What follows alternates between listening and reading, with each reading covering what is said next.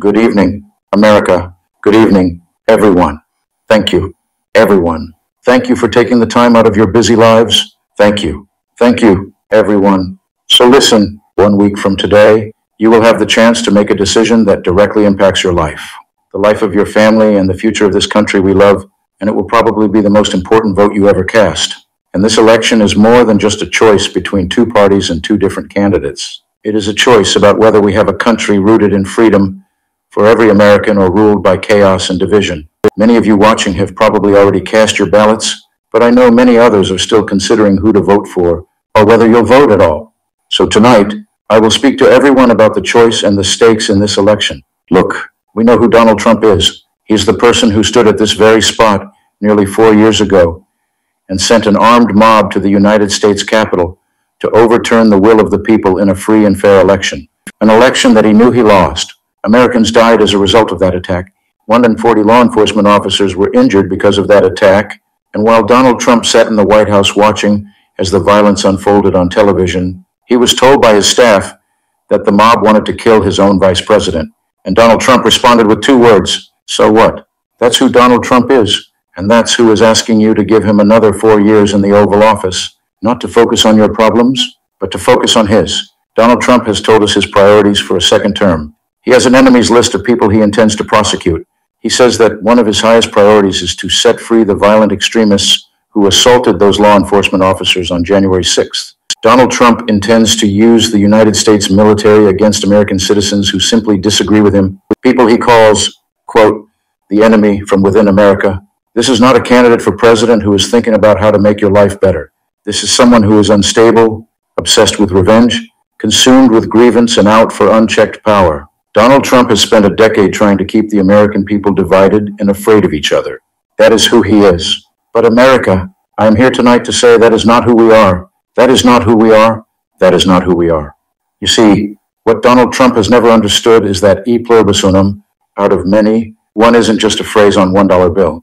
It is a living truth about the heart of our nation, our democracy. It doesn't require us to agree on everything. In fact, we like good arguments from time to time. Just think of your own family, right?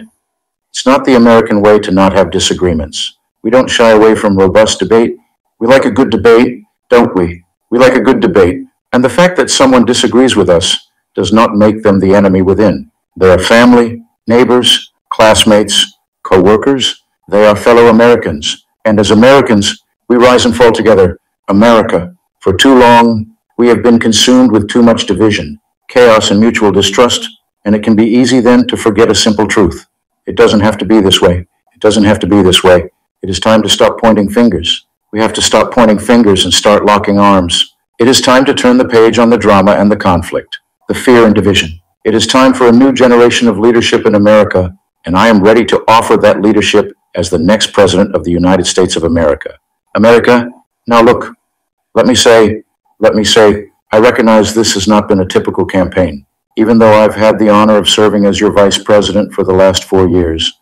I know, but I know that many of you are still getting to know who I am. Well, let me tell you, I am someone who has spent most of my career outside of Washington, D.C., so I know that not all the good ideas come from here. I'm not afraid of tough fights against bad actors and powerful interests, because for decades as a prosecutor and a top law enforcement officer of our biggest state, I won fights against big banks that ripped off homeowners, against for-profit colleges that scammed veterans and students, against predators who abused women and children, and cartels that trafficked in guns, drugs, and human beings. And I did this work because for as long as I can remember, I have always had an instinct to protect. There's something about people being treated unfairly or overlooked that, frankly, just gets to me. I don't like it. It's what my mother instilled in me, a drive to hold accountable those who use their wealth or power to take advantage of other people. The drive to protect hardworking Americans who aren't always seen or heard and deserve a voice. And I will tell you, that is the kind of president I will be. And look, I'll be honest with you, I'm not perfect. I make mistakes. But here's what I promise you. I will always listen to you even if you don't vote for me. I will always tell you the truth, even if it is difficult to hear. I will work every day to build consensus and reach compromise to get things done. And if you give me the chance to fight on your behalf, there is nothing in the world that will stand in my way. So look, in less than 90 days, either Donald Trump or I will be in the Oval Office. Thank you. On day one, If elected, on day one, if elected, Donald Trump would walk into that office with an enemies list.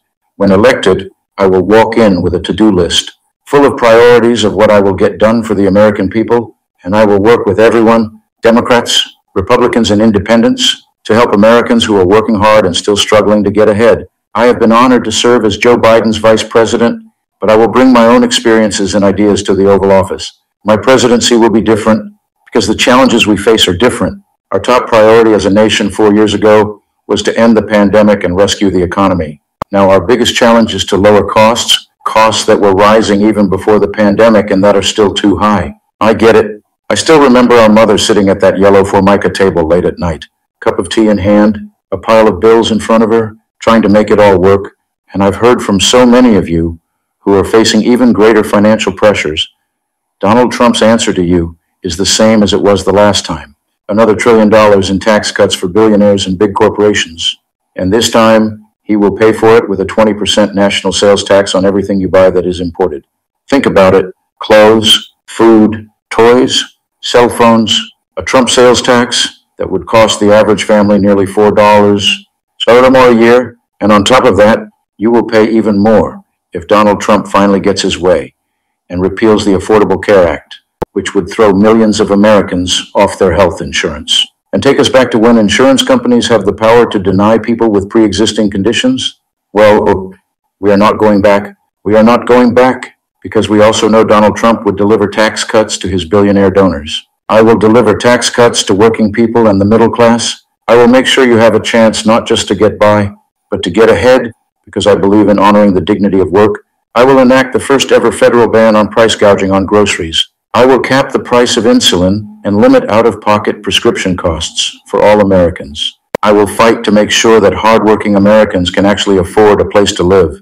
I'll never forget how our mother saved up and how excited she was when she could finally afford to buy our first home. I remember how excited she was, and I know that owning a home is not only a measure of financial security, it's about the pride of your hard work.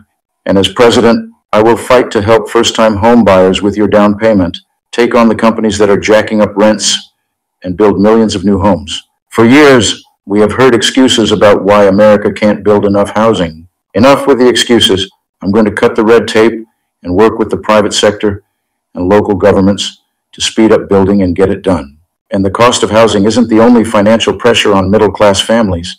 I've met so many young people who have a natural desire to parent their children well, but not always the resources to do it. So I'll fight for a child tax credit to save them some money, which will also lift American children out of poverty. I'll work to lower the cost of childcare, which is out of reach for too many working families today, and for too many people in the sandwich generation who are raising young children and taking care of a parent. Juggling all of it is extremely difficult. You know, I took care of my mother when she got sick, cooking food that she had a taste for, finding clothes that would not irritate her skin. And understand, as I do, that caregiving is about dignity. It is about dignity. And currently, if you need home care and you don't have some money to hire someone, you and your family need to deplete your savings to qualify for help. That's just not right. So we're going to change the approach and allow Medicare to cover the cost of home care so seniors can get the help and care they need in their own homes. Now, Donald Trump has a different approach. He tried to cut Medicare and Social Security every year he was president. Look, I believe that when people have worked hard their entire life, they deserve to retire with the benefits they have earned. I believe in the fundamental freedom of Americans to make decisions about their own bodies and not have their government tell them what to do. I will fight to restore what Donald Trump and his hand-selected Supreme Court justices took away from the women of America. To think about it, 1 in 3 women in America lives in a state with a Trump abortion ban, many with no exceptions, even for rape and incest. The idea that a woman who survives a crime of a violation to her body should not have the authority to make a decision about what happens to her body next. That is immoral. That is immoral. And Trump's not done. He would ban abortion nationwide, restrict access to birth control, and put IVF treatments at risk, and force states to monitor women's pregnancies. Just Google Project 2025 and read the plans for yourself. And look, I think we all know one does not have to abandon their faith or deeply held beliefs to simply agree. The government should not be telling her what to do with her body. And when Congress passes a bill to restore reproductive freedom nationwide, As President of the United States, I will proudly sign it into law, proudly. And look, on another subject, politicians have got to stop treating immigration as an issue to scare up votes in an election, and instead treat it as the serious challenge that it is that we must finally come together to solve. I will work with Democrats and Republicans to sign into law the border security bill that Donald Trump killed. When I was Attorney General of a border state, I saw the chaos and violence caused by transnational criminal organizations that I took on. And when I am president, we will quickly remove those who arrive here unlawfully, prosecute the cartels, and give Border Patrol the support they so desperately need. At the same time, we must acknowledge we are a nation of immigrants, and I will work with Congress to pass immigration reform, including an earned path to citizenship for hardworking immigrants like farm workers and our dreamers. As Commander-in-Chief, I will make sure America has the strongest, most lethal fighting force in the world. Donald Trump, on the other hand, has shown his contempt for our nation's heroes, calls them suckers and losers, called a four-star Marine general a, quote, lowlife. I will always honor, never denigrate the service and sacrifice of our troops and their families, and fulfill our sacred obligation to care for them. I will strengthen, not surrender, America's global leadership, and I will stand with our friends because I know that our alliances keep American people safe and make America stronger and more secure. Look, world leaders think that Donald Trump is an easy mark, easy to manipulate with flattery or favor. And you can believe that autocrats like Putin and Kim Jong-un are rooting for him in this election. I will always uphold our security, advance our national interest, and ensure that the United States of America remains, as we must forever be a champion of liberty around the world. America, we know what Donald Trump has in mind: more chaos, more division, and policies that help those at the very top and hurt everyone else. I offer a different path, and I ask for your vote. And here is my pledge to you. I pledge to seek common ground and common sense solutions to make your life better. I am not looking to score political points. I am looking to make progress. I pledge to listen to experts, to those who will be impacted by the decisions I make, and to people who disagree with me. Unlike Donald Trump, I don't believe people who disagree with me are the enemy. He wants to put them in jail. I'll give them a seat at the table. I pledge to you to approach my work with the joy and optimism that comes from making a difference in people's lives. And I pledge to be a president for all Americans, and to always put country above party and self. I love our country with all my heart, and I believe in its promise because I've lived it. I grew up as a child of the civil rights movement. My parents would take me to marches in a stroller where crowds of people of all races, faiths, and walks of life came together to fight for the ideals of freedom and opportunity. I've lived the promise of America. I saw how hard our mother worked to give her daughters the same chances this country gave her. Growing up, I was blessed to have family by blood and family by love, who instilled in me the values of community, compassion, and faith that have always defined our nation at its best. I've lived the promise of America. I've spent my life fighting for the people who have been hurt and counted out, but never stopped believing that in our country, anything is possible. I've lived the promise of America, and I see the promise of America in all of you. In all of you, I see it. I see it in the young people who are voting for the first time, who are determined to live free from gun violence and to protect our planet and to shape the world they inherit. I see it in the women who refuse to accept a future without reproductive freedom, and the men who support them do. I see it in Republicans who have never voted for a Democrat before, but have put the Constitution of the United States over party. I've seen it in Americans, different in many respects, but united in our pursuit of freedom, our belief in fairness and decency, and our faith in a better future America. I know the vast majority of us have so much more in common than what separates us. I know it. And that's why I am in this race to fight for the people, just like I always have. Nearly 250 years ago, America was born when we wrested freedom from a petty tyrant. Across the generations, Americans have preserved that freedom, expanded it, and in so doing, proved to the world that a government of by and for the people is strong and can endure.